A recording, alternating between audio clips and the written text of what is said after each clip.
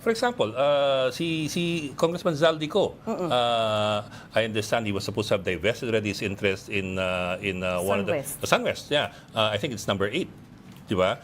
He's supposed to have divested, although there's a lot of talk that it's still within the family. I won't go into that because that's beyond me. Maraming ganyan. But be that as it may, I mean, Zaldico was Appropriations Committee chairman from the start of the BBM administration until January this year. In other words, he's in the loop, he's in the inner circle of the administration. And it's a very powerful position. One of the It's most powerful appropriations. positions. And appropriations pa, ikaw yung taga-himay ng mga ng pera kung kanino mapupunta. And you have a seat in the BICAM. Oo. You have a seat in the BICAM. So all these things, you put them all together, that raises questions as to, so if the company that's affiliated with him is number 8 in the president's list, shouldn't the president have known that from the very start? Hindi lahat malalaman niya. Ibang trabaho sa House, ibang trabaho sa Senado, ibang trabaho sa admin. I understand, ma'am. Pero, diba? pero still, the president has DPWH and he also has the NEP and he also has the BICAM report. So everything falls into place. Everything goes up to the president. Yes. Di ba po? That's why he is starting with this investigation. Dahil mukhang, may nakarating na. Kasi minsan, kahit ikaw yung pinakapangulo, pero hindi naman napaparating sa'yo, patago. Mas malalaman mo, medyo late na, pero gagalaw ka pa rin, katulad ng ginagawa niya ngayon. Kaya ang sabi ng Pangulo, kahit malapit sa puso niya, walang sisinuhin. You said this is just the starting point. So may part 2 pa tong press conference Hindi na lang to. Hindi lang to. Kasi this is just an initial investigation. So marami pa to. Kasi maraming iipunin at ibibigay kay Pangulo yung pinaka-report. At doon natin sisimulan kung sino ba dapat ang managot. Usec, you're saying initial list lang to. May madadagdag pa ba mga kumpanya? Yun ang tinatanong ng mga tao, Yes, parang kulang ma'am. daw eh. Yes, most probably kasi yung pong RPMC natin, yung tinatawag nating Regional Project Monitoring Committees, yan na po ay mayroon ng mga, nag-draft na sila ng mga review, kung paano reviewin. At mag-start sila ng site inspection. Hindi na basta ito nagagawa overnight. May site inspection, meron silang gagawing pag-record and reporting at i-consolidate po lahat ito. At pag na-consolidate po ito yung ibibigay sa Pangulo. Posibleng may madadagdag pang mga kumpanya. That's not yet the complete list. Oo, hindi pa po. Initial pa lang po ito, ma'am. Why is the RPMC only starting now? Di ba that's what they're supposed to be doing, which is to monitor projects, infrastructure projects? Pero iba kasi yung direktiba ngayon eh. Mas pinagtutuunan, itong project na po na to, itong pag-iimbestiga na to, ay specifically for the flood control projects. So dapat tutukan nila talaga ngayon to.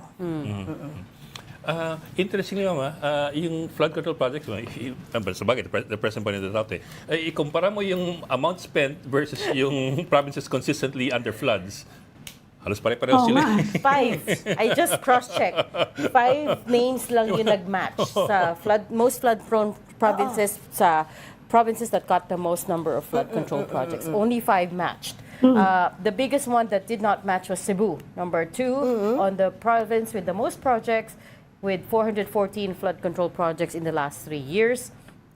Number 3 in Isabela. And number 2, as I said, is Cebu. And if I were malicious about it, I would draw the connection between the political alliances and say, well, that's because Cebu used to be under Governor Gwen Garcia, who's allied with the administration, right? So what would you say to people who are drawing those dots? Well, this is just an initial investigation. That's why we need further investigation of what really happened. And according to the President, there are some good projects, accomplished reports, but we have to check on that. Not everybody is in the anomalous projects. So we have to check.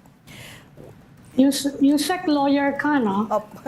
Kasi ang sinasabi ng iba medyo mahihirapan yata to link directly yung mga lawmakers sa mga kontratista at sa corruption dahil wala namang pinipirmahan, hindi sila yung approving authority. Ang inaano lang, ang pinakamatindi lang na accusation actually kayo nag-earmark niyan kayo nag-earmark ng project pero sinasabi nila, hindi naman kami nag-award ng hindi kami nag-conduct ng billing, ng bidding pala, hindi ba? Sa tingin mo as a lawyer, madali bang gawin yon na, because you're saying kailangan tight yung, tight yung case and you actually mentioned, marami nang na-clear dito of plunder Oo nga Kahit po. hindi Kahit ba? may ebidensya. Ano sa tingin nyo? Well, yun na nga po ang gusto ng Pangulo, di ba? Ang hirap po kasi na mag-name names agad. Although may mga nadidinig po tayo, according to Senator Lacson and Mayor Magalong, may 67 na congressmen na involved. So since alam na nila, di ibigay na po nila yung report agad kay Pangulo. Pero dapat, kompletong ebidensya, hindi pwedeng haka-haka. Kasi mahihirapan po, masisira po ang Pangulo dito na magpipinpoint siya ng mga tao, tapos hindi man naman mapuprove. So talaga po, kaya kinailangan muna yung mga contractors dito. Bakit? Kasi sila yung involved agad Diretso yung pag-involvement nila Sila agad nung gumawa nito. Bakit ganyan? Ba't nasira? Ghost projects? Kumita ka? Bakit? Sino ang backup mo? You're hoping the Doon may start. contractors, to squeeze the contractors so that they squeal. Am I getting Dapat. right? Dapat. Kasi sila masisira dito.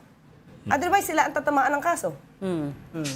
Is it just flood control projects where there are anomalies, or itong investigation is also going to look at other public infrastructures that may have irregularities? Yes, I think so. But as of now, we are concentrating on the flood control projects. But I think, susunod pa rin yung iba. Especially yung mga roads, mga bridges, lahat po yan. Yung mga so-called farm to subdivision roads. Tsaka mga bridges yung babagsak. Oh, yes. yes, Yung sa diba? Isabela, yung mga bridges na